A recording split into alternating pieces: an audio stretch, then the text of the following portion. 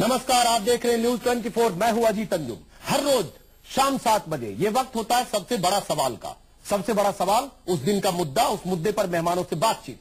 लेकिन आज का सबसे बड़ा सवाल यह है कि क्या केजरीवाल इस्तीफा देंगे। अरविंद केजरीवाल ने जिस ढंग से सदन में अपनी बात कही, विधानसभा में पूरे दिन हंगामा हुआ।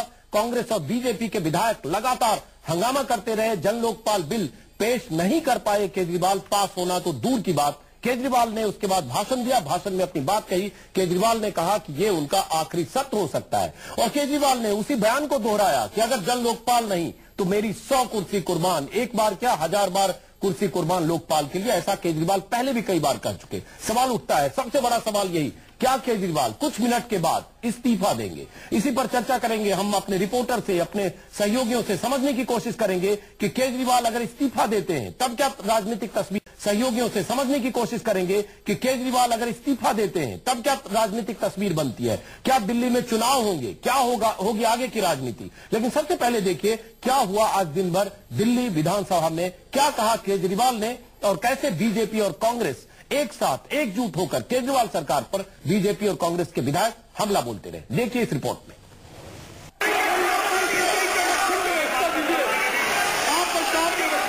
अगर 100 बार मुख्यमंत्री की कुर्सी छोड़ने पड़ी तो 100 बार मुख्यमंत्री की कुर्सी छोड़ने के लिए तैयार हूँ। दिल्ली विधानसभा की तस्वीरें बता रही थी कि करीब 100 घंटे पहले केजरीवाल ने जो कुछ कहा था उसे पूरा करने का वक्त शायद आ चुका था।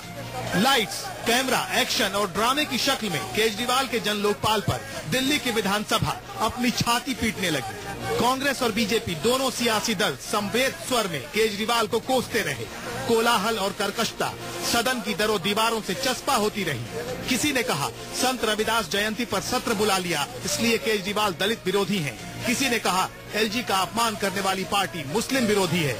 कोई उपराज्यपाल का खत दिखाने की जिद पर अड़ गया तो कोई भारतीय संविधान की मोटी किताबें खोलकर अनुच्छेदों का अध्ययन करने बैठ गया। पहले कांग्रेस की तरफ से लवली ने ललकारा, फिर बीजेपी के डॉक्टर हर्षवर्धन ने संविधान का हवाला दे मारा और रह रहकर खांस रहे केजरीवाल इन अभूतपूर्व दृश्यों को मौन धारण किए देखते रहे।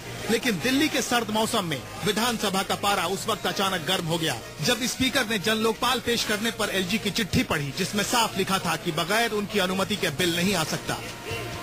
Not to consider the bill unless it is introduced with the recommendation of the Lieutenant Governor. अंग्रेजी में लिखे इस खत का मजमून समझते ही कांग्रेस और बीजेपी के विधायकों में नई ऊर्जा का संचार हो गया।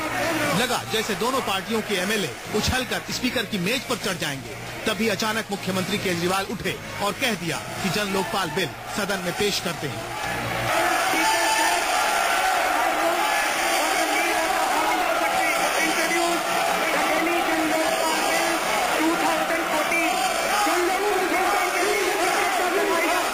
पूरा सदन केजरीवाल के बिल पेश करने के तरीके पर सवाल उठाता रहा। मांग हुई कि वोटिंग कराई जाए, वोटिंग भी हुई। 27 विधायक बिल पेश करने के पक्ष में थे तो 42 विपक्ष में, यानी केजरीवाल का बिल पेश ही नहीं हुआ और इसी के साथ खुल गया केजरीवाल पर राजनीतिक हमलों का नया अध्याय। बीजेपी बोली अब केजरीवाल अपना वादा निभाएं, इस्तीफा दें और घर जाएं। बात छोड़ो, इनका दूध भी गैर संवैधानिक बिल को इस विधानसभा ने नहीं किया, इसलिए इस्तीफा दो ना। इस्तीफा नहीं देना और इनमें का कोई नहीं दे रहा। चुनौती कबूल हुई। आम आदमी पार्टी के वॉलंटियर्स को आदेश दिया गया कि पार्टी के दफ्तर पहुंचे, बड़ा ऐलान होने वाला है। केजरीवाल के सिपाही योगेंद्र यादव का बयान आया कि आज ही आखिरी फैसला ले लेंगे। विधानसभा जैसे ही पूरी होती है उसके बाद अरविंद भाई और बाकी सब साथी यहाँ आएंगे। पार्टी के तमाम वरिष्ठ लोग यहाँ मौजूद हैं और एक बैठक करके हम अपना फैसला आप सबके सामने लेके आएंगे। केजरीवाल के सिपह सालार जिस वक्त बड़े ऐलान की हुंकार भर रहे थे, विधानसभा की कार्यवाही जारी थी। 3 घंटे से खामोश बैठे केजरीवाल बोलने के लिए उठे तो लोकतंत्र के मंदिर की मर्यादा पर एक भावुक सा भाषण दिया। शोरगुल होता रहा और केजरीवाल जनमानस की कसौटी पर संविधान की व्याख्या करते रहे। आखिर में कह दिया ये अंतिम सत्र है, जन लोकपाल के लिए 1000 बार कुर्सी कुर्बान, सरकार रहे या जाए, जान देनी भी पड़े तो दे दूंगा। हमारी सरकार रहे ना रहे, हम यहाँ सरकार बचाने के लिए हम यहाँ देश को बचाने के लिए आए हैं, भ्रष्टाचार को दूर करने के लिए। अगर 100 बार मुख्यमंत्री की कुर्सी को दांव में लगाना पड़े तो 100 बार क्या 1000 बार भी अपनी सरकार को दांव में लगाने के लिए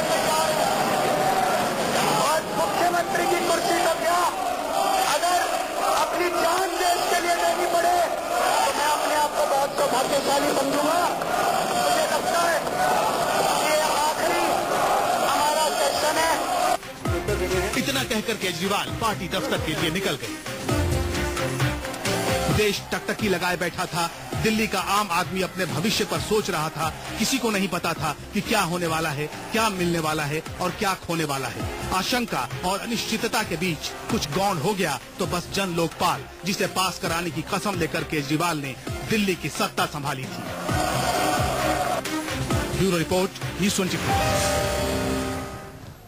ठीक 49 दिन पहले 28 दिसंबर को रामलीला मैदान में बहुत तामझाम के साथ अरविंद केजरीवाल ने शपथ ली थी। शपथ ली थी दिल्ली में सरकार चलाने की। शपथ ली थी दिल्ली वासियों को जो वादा उन्होंने किया था वो पूरा करने का। लेकिन 49 दिन में केजरीवाल लगातार विवादों में रहे। लगातार तमाम मुद्दों पर उनकी आलोचना हुई। लेकिन केजरीवाल ने कुछ फैसले भी किए। उन फैसलों की बिना पर भी बीजेपी कांग्रेस घेराबंदी करती रही। आज दिन में सदन में जन लोकपाल पेश करने की कोशिश की केजरीवाल सरकार ने। केजरीवाल सरकार की तमाम कोशिशों को दरकिनार कर सदन में हंगामा होता रहा। स्पीकर पर इल्जाम लगे कि स्पीकर आम आदमी पार्टी के नेता की तरफ बिहेव कर रहे हैं। स्पीकर को एक चिट्ठी भेजी थी एलजी ने, संदेश भेजा था कि सदन में केजरीवाल सरकार को जन लोकपाल पेश करने की इजाजत नहीं दे क्योंकि असंवैधानिक है। फिर भी कोशिश हुई, लेकिन आखिरकार एक तरफ बीजेपी और कांग्रेस के 42 विधायक, दूसरी तरफ 27 विधायक केजरीवाल के, और सदन ने तय किया कि यह विधेयक पेश नहीं हो सकता। केजरीवाल पहले बार बार ऐलान कर चुके थे और कर चुके हैं कि अगर सदन में पेश नहीं हुआ जन लोकपाल, पास नहीं हुआ जन लोकपाल, तो वो अपनी कुर्सी कुर्बान कर देंगे। 5 दिन पहले उन्होंने एक इंटरव्यू में कहा और आज आखिरी भाषण की तरह उन्होंने सदन में भी कहा, आखिरी बात रखते हुए, अपनी बात रखते हुए विधानसभा के सदस्यों के सामने कि जन लोकपाल के लिए मैं एक कुर्सी तो क्या 1000 कुर्सी कुर्बान कर सकता हूं। इसी के साथ सबसे बड़ा सवाल शुरू करते हैं, क्या केजरीवाल कुछ देर में इस्तीफा देंगे? और अगर केजरीवाल इस्तीफा देते हैं तो क्या इससे उन्हें राजनीतिक फायदा मिलेगा? क्या कांग्रेस को नुकसान होगा? 8 सीटों वाली कांग्रेस क्या हाशिए पर जाएगी या आज से उनके नंबर बढ़ सकते हैं? क्या बीजेपी को फायदा होगा? और क्या वजह है कि केजरीवाल जन लोकपाल के मुद्दे पर अपनी सरकार शहीद करने पर आमादा है? क्या ये इतना अहम मुद्दा था कि 49 दिन में एक सरकार गिर जाए जब जन लोकपाल पास न हो? इसे इन्हीं मुद्दों पर सवाल चर्चा करेंगे। हमारे साथ स्टूडियो में है नलिन कोहली, बीजेपी नेता। कई संवाददाता हमारे साथ कुछ मिनट में जुड़ेंगे। केजरीवाल कुछ मिनट में पहुंचने वाले हैं आम आदमी पार्टी के दफ्तर में। आम आदमी पार्टी के दफ्तर के बाहर भीड़ है, आप तस्वीरें देख रहे हैं। झाड़ू लिए हुए कार्यकर्ता सैकड़ों की तादाद में, कहा जा रहा है 2-3 हजार कार्यकर्ता वहां पहुंच चुके हैं। और झाड़ू और टोपी से लैस कार्यकर्ताओं के बीच केजरीवाल क्या कहते हैं इस पर भी नजर होगी और लगातार हम आपको अपडेट देंगे। लेकिन सबसे पहले नलिन कोहली, तो एक तरह से जो जिस ढंग से विधानसभा में कांग्रेस और बीजेपी दोनों एक सुर में, दोनों के नेता आज बात कर रहे थे। और अगर मैं कहूं, चूंकि मैं संसद कवर करता रहा हूं, सांसदों को पहचानता हूं, दुर्भाग्य से सामान्य ज्ञान थोड़ी कम है, इसलिए जो 70 विधायक हैं उनमें से 15-20 विधायकों को छोड़कर ज्यादातर के चेहरे नहीं पहचानता। अगर किसी से पूछता नहीं तो पता नहीं चलता कौन कांग्रेस का है, कौन विधायक है। सब एक लाइन में, एक सुर में। तो ये घेराबंदी आप लोगों ने सरकार की। पहली बात है अजीत जी, कुछ ऐसे विषय हैं जहां पर ये बात ना कांग्रेस और बीजेपी अकेली तक ही सीमित रहेगी। मुझे लगता है चाहे लेफ्ट फ्रंट हो, ममता जी की पार्टी हो, AIADMK हो, कोई भी पार्टी हो जो संविधान में विश्वास रखती है और संवैधानिक प्रक्रिया और कानून से चलती हुई सरकार, केजरीवाल में विश्वास न रखना। आज का एजेंडा ये भी बिल्कुल संविधान में विश्वास रखे, केजरीवाल पर अविश्वास रखे। बिल्कुल नहीं, मैं आपसे सहमत नहीं हूं और इसको मैं स्पष्ट कर रहा हूं। केजरीवाल जी मुख्यमंत्री हैं दिल्ली के, वो एक सदन में जो काम करने जा रहे हैं वो ड्यू प्रोसेस से नहीं है, संविधान के विरुद्ध है, तो उनकी मन मर्जी से तो चलेगी नहीं। अगर केजरीवाल जी की मन मर्जी से कल हो जाए कि पूरे राष्ट्रपति भवन को उड़ा दीजिए तो थोड़ी ना उड़ा सकते। लेकिन केजरीवाल के लोगों का कहना और केजरीवाल का खुद का भी कि बीजेपी और कांग्रेस डरी हुई है कि ये लोकपाल इतना सख्त होता कि कई नेता जेल चले जाते कल को बीजेपी और वो तो हमने सुन ही लिया है। केजरीवाल जी के तो कई हमने बयान सुने हैं। उन्होंने तो बच्चों की कस्में खाई थी। हमारे देश में बच्चों की कस्में आसानी से खाई नहीं जाती है। उन्होंने खाई कि हम बीजेपी से भी समर्थन नहीं लेंगे, फिर वो जनता के बीच गए, जनता ने उनको कहा जाने के लिए। जन लोकपाल की प्रक्रिया को लेकर स्पष्ट है कि ये जो प्रोसेस वो फॉलो कर रहे हैं मनमर्जी के।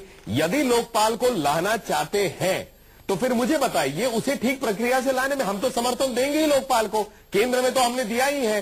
हम लोगों अगर उत्तराखंड में हमने लागू किया था तो लोकपाल से हमारा उत्तराखंड में लागू किया था, गुजरात में आपने 9 साल तक क्या किया वो भी हम जानते हैं। लेकिन चलिए गुजरात नलिन को करेंगे उत्तराखंड आपके वश में नहीं था क्योंकि वहां खंडूरी लेकर आए थे, जहां नरेंद्र मोदी थे वहां 9 साल नहीं है। लेकिन चलिए इसका नहीं, क्योंकि आपने बहुत इंपॉर्टेंट बात कही तो मुझे उसका स्पष्टीकरण देना बिल्कुल पड़ेगा। दीजिए, लेकिन स्पष्टीकरण गुजरात का दीजिए। मैं गुजरात में क्यों नहीं, मैं गुजरात पे ही जवाब दे रहा हूं। बिल्कुल, गुजरात की यदि आप चर्चा करना चाहते हैं तो वहां पे वहां के जो गवर्नर है उनकी भूमिका पर भी साथ साथ सवाल करना पड़ेगा। भूमिका की वजह से नरेंद्र मोदी को लगा कि भ्रष्टाचार के खिलाफ यहाँ किसी लोकपाल की जरूरत नहीं। चलिए इस पर चर्चा करेंगे। एक बार जरा चलते, कुंदन सिंह हमारे संवाददाता मौजूद हैं आम आदमी पार्टी के दफ्तर के बाहर। खबर ये आ रही है कि रात 8 बजे अभी से लगभग 50 मिनट बाद अरविंद केजरीवाल वहां पहुंच सकते हैं। जानने की कोशिश करते हैं। लवली जी, क्या स्ट्रेटजी थी, क्या ऐसी बात हुई जिसकी वजह से आज अरविंद केजरीवाल को ये कहना पड़ा कि यह आखिरी सेशन हो सकता है? देखिए, आप खुद सदन में थे, आपको लगता है कि कांग्रेस ने कोई ऐसा काम किया हो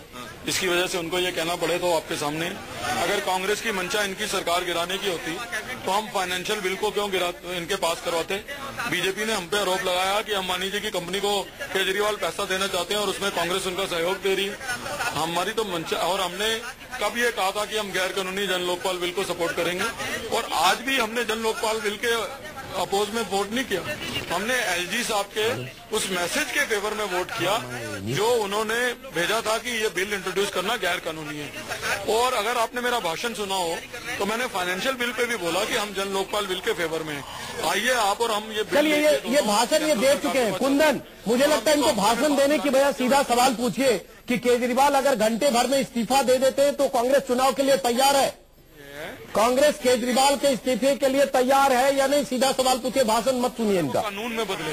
एक सवाल, अभी अरविंद केजरीवाल संभवतः 8 बजे का अनाउंसमेंट करने जा रहे हैं और उसमें वो इस्तीफे की बात कर रहे हैं। अगर वो इस्तीफा देते हैं तो क्या आप चुनाव के लिए तैयार हैं?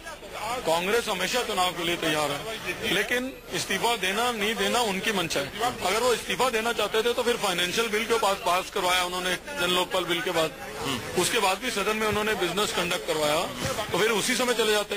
तो इसका मतलब फिर बीजेपी के आरोप में कहीं ना कहीं शक है कि अंबानी कंपनियों के साथ इनकी मिली। क्या आपको लगता है कि इस वक्त लोकपाल इंट्रोड्यूस नहीं हो पाया, उसी वक्त उनको इस्तीफा देना चाहिए था?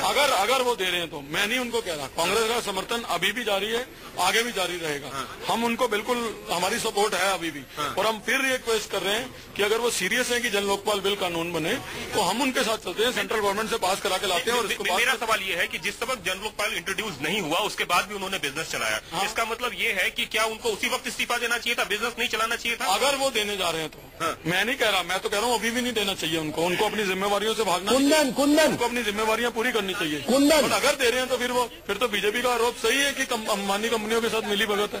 एक सवाल, कुमार कुंदन, बीजेपी के जो नेता हैं साहब सिंह चौहान, उन्होंने सदन में कहा कि केजरीवाल पहले कहते रहे कि जन लोकपाल अगर पास नहीं हुआ तो इस्तीफा देंगे। इनसे सीधा पूछिए कि बीजेपी ये चाहती है, कांग्रेस भी अगर जन लोकपाल पास नहीं हुआ, केजरीवाल ने पहले ऐलान किया था, क्या ये चाहते हैं कि केजरीवाल इस्तीफा दे? देखिए, हमारे मैनेजिंग एडिटर अजीत नोनी आपसे पूछ रहे हैं कि जिस तरीके से बीजेपी ने कहा कि केजरीवाल बार बार कहते आए कि जन लोकपाल बिल अगर इंट्रोड्यूस नहीं हुआ, पास नहीं हुआ तो इस्तीफा दे, उन्होंने इस्तीफे की मांग की, क्या आप इस्तीफे की मांग करते हैं? नहीं, मैं बिल्कुल नहीं करता, मैं तो आज भी कह रहा हूँ। और हम ना इस सरकार से हमने कभी समर्थन वापस नहीं लिया, क्योंकि जन लोकपाल बिल के बाद भी हमने इनका फाइनेंशियल बिल पास करवाया अपनी डिफरेंसेस होने के बावजूद। और मैं अभी भी इनसे अनुरोध कर रहा हूँ कि अगर ईमानदारी से ये चाहते हैं कि जन लोकपाल बिल कानून बने तो उस बिल को लेके हम दोनों चलते हैं केंद्र सरकार। चलिए ये राजनीति, चलिए लेके आते हैं। कुमार कुंदन, 4 दिन बाद फिर सदन बुला के कुमार कुंदन शुक्रिया, अरविंदर सिंह लवली का शुक्रिया। कुमार कुंदन, ये वही घिसा पिटा डायलॉग है, वही घिसी पिटी बातें हैं जो पिछले 1 महीने से हम लगातार सुन रहे हैं। इसमें कोई नई बात नहीं है। नई बात यह होगी कि क्या केजरीवाल इस्तीफा देंगे। सवाल उठता है, केजरीवाल अगर इस्तीफा देंगे तो उनके जहन में क्या है, क्या उस इस्तीफे से उन्हें फायदा होगा? इस पर हमारी नजर है। राजीव रंजन हमारे सहयोगी स्टूडियो में आ चुके। राजीव, क्या लगता है, इस्तीफा देंगे? उनके पास कोई और विकल्प नहीं? अपने बयान को ही अगर उसी बयान के परिप्रेक्ष्य में उसी संदर्भ में देखें तो देखिए, अभी अरविंद केजरीवाल अपने कुछ साथियों के साथ दिल्ली सचिवालय पहुंचे हैं और बताया जा रहा है कि वहां सामान समेट रहे हैं और उन्होंने ये कह दिया कि वो 7:30 बजे के आसपास पार्टी दफ्तर पहुंचेंगे। और मुझे लगता है कि 8 बजे जब वो संबोधित करेंगे अपने लोगों को तो वो इस्तीफे की घोषणा कर देंगे। इस बात की संभावना ज्यादा है क्योंकि उन्होंने अपने खास लोगों को ये बता दिया है और उनके जो खास लोग हैं उनसे बातचीत में भी वो लोग कह रहे हैं कि अब पद पर बने रहने की कोई जरूरत नहीं, क्योंकि जो 2 पॉइंट था अरविंद केजरीवाल ने वो उन्होंने आज प्रूव कर दिया है। वो ये दिखाना चाहते थे कि बीजेपी और कांग्रेस एक प्लेटफॉर्म पे खड़े हैं। दूसरा वो ये दिखाना चाहते थे कि चाहे उनकी कुर्सी कुर्बान हो जाए वो जन लोकपाल बिल पर समझौता नहीं। नलिन कोहली, इससे बीजेपी खुश है या दुखी है? एक सरकार 49 दिन में 7 हफ्ते में एक सरकार अगर चली जाती है, बीजेपी खुश है या दुखी है? इसमें कोई व्यक्तिगत बात नहीं है, ये डिपेंड करेगा किस रूप से आप देख रहे हैं। हमारी कोई केजरीवाल जी से व्यक्तिगत लड़ाई तो है नहीं। दिल्ली में सरकार हो, सरकार अच्छा काम करे, उसके साथ हम खुश है या दुखी है? नहीं, मैं कैसे अच्छा मैं आपको बता देता हूँ बैड न्यूज और गुड न्यूज। मैं बिल्कुल उसको स्पष्ट कर देता हूँ। बैड न्यूज क्या है? संविधान की शपथ खाकर कहना कि पुलिस अपनी ड्यूटी छोड़ के अराजक हो जाए, मुख्यमंत्री का कहना कि मैं अराजक हूँ, मुख्यमंत्री का कहना 26 जनवरी को डिसरप्ट करिए, ये सब जो है। लेकिन एक बड़ी बात तो है कि एक शख्स तो ऐसा है जो इसने कुर्सी कुर्बान कर दी। कुर्सी से चिपक कर बैठने वाले इस देश में 63 साल में सैकड़ों हजारों नेता रहे, एक आदमी ने कुर्सी कुर्बान कर दी। मुझे लगता बहुत दुख के साथ, अदब के साथ कहना चाहूंगा, लाल बहादुर शास्त्री जी ने कहा, कई मुख्यमंत्रियों ने कहा, लेकिन लाल बहादुर शास्त्री जैसे कितने लोग हैं? एक मिनट, आप जो है पहली बात है तो मुझे जब आप केजरीवाल जी की कुर्सी छोड़ने की बात करेंगे तो उसके साथ में मुझे ऐसे उदाहरण भी दिखा दीजिए कितने लोग हैं जिन्होंने कहा कि संविधान की शपथ खाकर हम संविधान का उल्लंघन करेंगे। कितने लोग हैं जो मतलब अराजक होकर बिजली के मीटर काटकर आप रिवॉर्ड करेंगे, डेफर्ड ब्राइब देंगे। तो एक बात बताइए कि अगर समर्थन के लिए आप इस हद तक जाएंगे कि कह दीजिए 10 मर्डर कर दीजिए, 10 लोग मर्डर भी कर देंगे लोगों का, उसके बाद आप क्या कहेंगे कि हम कानून पास करके आपको माफ करेंगे? हर चीज की एक सीमा होती है अजीत जी।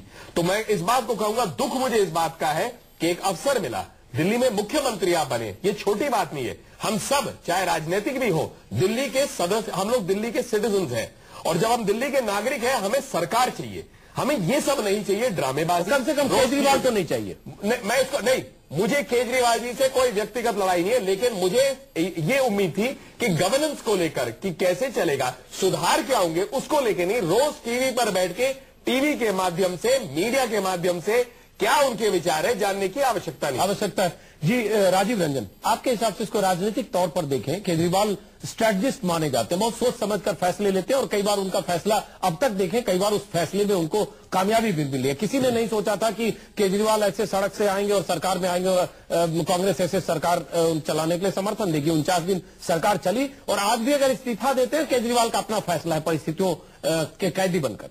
क्या इससे केजरीवाल को राजनीतिक फायदा मिलेगा? देखिए, जिस मंशा से ये फैसला करने जा रहे हैं, बड़ी बात यह है कि वो ऐसे जगह पे पहुंच गए जहां पॉइंट ऑफ नो रिटर्न है। अब वो पीछे हटेंगे तो भी किरकिरी है, आगे बढ़ेंगे तो भी किरकिरी है। केजरीवाल एक मौका ऐसा खोज रहे थे कि कोई ऐसा एक मौका रहे जहां वो अपनी सरकार को कुर्बान कर दें और उनको लग रहा था कि अब उनकी स्ट्रेटजी ये है कि दिल्ली का विधानसभा चुनाव और लोकसभा चुनाव शायद एक साथ हो और देश के दूसरे हिस्सों में वो जाएं। लेकिन बड़ा सवाल है कि दिल्ली को लोग कहीं उनको जिम्मेदारियों से भागने वाला नेता न माने, ये भी एक बड़ा सवाल है। क्योंकि जिस तरीके से आज सारा कुछ हुआ है और सारी तैयारी और जिस तरीके से बीजेपी और कांग्रेस ने उनको कई मुद्दों पर उनकी पार्टी को और स्पीकर को घेरा है, तो उससे किस तरह का संदेश जाएगा, दिल्ली की जनता किस तरीके से उसको लेगी, ये भी देखने वाली बात है। और पूरा देश आज दिल्ली की विधानसभा की कार्रवाई को देखा है। पूरा देश विधानसभा की कार्रवाई को पूरे देश ने देखा। सबसे दिलचस्प बात यह कि आमतौर पर राज्यों की में विधानसभा की कार्रवाई को आमतौर पर टेलीविजन में कभी टेलीकास्ट करने का मौका नहीं मिलता, हम सब ने नहीं देखा। लेकिन दिल्ली में पहले दिन के सत्र को भी इस ढंग से टेलीविजन पर, नेशनल टेलीविजन पर टेलीकास्ट किया गया। आज भी लगातार 1 बजे से लेकर अब तक कुछ मिनट पहले तक टेलीविजन पर, नेशनल टेलीविजन पर लगातार विधानसभा की कार्रवाई। 70 विधायकों वाली एक विधानसभा में पूरे देश की दिलचस्पी थी, क्योंकि एक ऐसी पार्टी सरकार में आई जो तमाम चुनौतियों के बाद सरकार में भी आई और कांग्रेस और बीजेपी के लिए दिल्ली में बड़ी चुनौती और बड़ा सरदर्द भी। मैं कुछ कहना चाहूंगा, इस पूरी चर्चा में गंभीर बात रह रही है। आपने कहीं पर यह देखा, ये बिल क्या है? ये बिल जो है कल रात को, आधी रात को भेजा गया एमएलए के पास। आप एक बिल को सदस्य आप पास करना चाहते हैं, रात को अंधेरे में भेज रहे, जैसे चोर का बिल है। आप सदन में उस पर चर्चा नहीं करना चाहते, उस पर कहते हैं वोटिंग करिए। ये क्या डेमोक्रेसी है? क्या यही है हमारी प्रक्रिया कि चर्चा तक न हो? ये चर्चा से इतना क्यों घबरा रहे थे, प्रोसेस से इतना क्यों घबरा रहे थे? इसमें राजनीतिकरण की बू आती है कि हम जो है कुर्बान करना चाहते हैं। ये कुर्बान नहीं है, ये भाग रहे हैं सरकार से। दोनों में बहुत फर्क है। कुर्बानियत वहां होती है जहां आप काम ढंग से कर रहे हैं और आपको छोड़ना पड़ रहा है। भागना वहां होता है जहां आप काम नहीं करना चाहते हैं या काम नहीं कर रहे हैं और फिर आप निकल रहे हैं। इसको बिल्कुल स्पष्ट सवाल कर रहे हैं। हालांकि चूंकि नलिन अभी आए, दिन में 20 बार ये सवाल हमने उठाए, लेकिन आम आदमी पार्टी का कोई नेता अभी नहीं है, क्योंकि वो अपने जो हाईकमान है, जो अपने सबसे बड़े नेता है, उनके बारे में वो फैसला होना है। राजीव, ये सवाल तो है, ये लगातार हमने सदन में सुना, बीजेपी कांग्रेस सबके नेता लगातार यही कह रहे थे। हर्षवर्धन ने कहा कि रात में 12 बजे उन तक बिल की कॉपी पहुंची। लवली ने यही कहा कि सीएलपी के पास भी, कांग्रेस लेजिस्लेटिव पार्टी के लीडर के पास भी नहीं पहुंचा। मुझे लगता है यहां पारदर्शिता की कमी दिखी, या जानबूझकर उनकी रणनीति यही थी कि किसी को बिल दो नहीं, हंगामा होने दो, और आज 5 घंटे जो प्री प्लान्ड स्टेज जो पहले से तैयार था उसी के हिसाब से हुआ। देखिए, बिल्कुल मुझे लगता है कि जन लोकपाल बिल पास कराने में सरकार को उसको मालूम था कि ये बिल पास हो नहीं सकता, क्योंकि एलजी ने कही दिया है कि ये गैर संवैधानिक है। वो किसी तरह से ये चाहते थे कि जन लोकपाल बिल पेश हो जाए और वो ये कह सके कि उन्होंने बिल पेश कर दिया और बीजेपी और कांग्रेस ने उसको पेश नहीं करने दिया। वो ये चीज चाहते थे कि ये संदेश जाए, उसमें वो कामयाब हुए। लेकिन ये कामयाब हुए, पेश भी जो जिस ढंग से हुआ वो भी बिल्कुल एक नाटकीय तरीका था, जिसमें बिल पेश करने के लिए जो संवैधानिक प्रक्रिया है हाउस की, जिसमें स्पीकर इजाजत लेता है सदन की कि क्या बिल पेश किया जाए, सहमति है, जिसको हाँ कहना है हाँ कहें, जिसको ना कहना है ना कहें। ये सब नहीं हुआ, बहुत नाटकीय ढंग से अरविंद केजरीवाल ने कहा कि हमने बिल इंट्रोड्यूस कर दिया, और उसके बाद काफी देर तक माथा पच्ची तनातनी के बाद अल्टीमेटली दोबारा उस प्रोसेस का पालन करना पड़ा, और तब सदन 2 खेमे में बटा, 27 विधायक एक तरफ, 42 विधायक एक तरफ, और अल्टीमेटली माना गया, सर्वसम्मति से स्पीकर ने घोषणा की कि बिल पेश नहीं हुआ। इसका मतलब बिल टेबल्ड भी नहीं हुआ। ब्रेक के बाद वापस लौटेंगे नलिन, इसी चर्चा को बनाए रखने के लिए कि क्या केजरीवाल कुछ देर के बाद इस्तीफा देंगे, लेकिन उससे बड़ा सवाल, इस्तीफा देंगे तो केजरीवाल की राजनीति उन्हें कहां ले जाएगी, और क्या दिल्ली में आने वाले कुछ दिन में एक बार फिर चुनाव होंगे, किस पार्टी का दांव क्या होगा।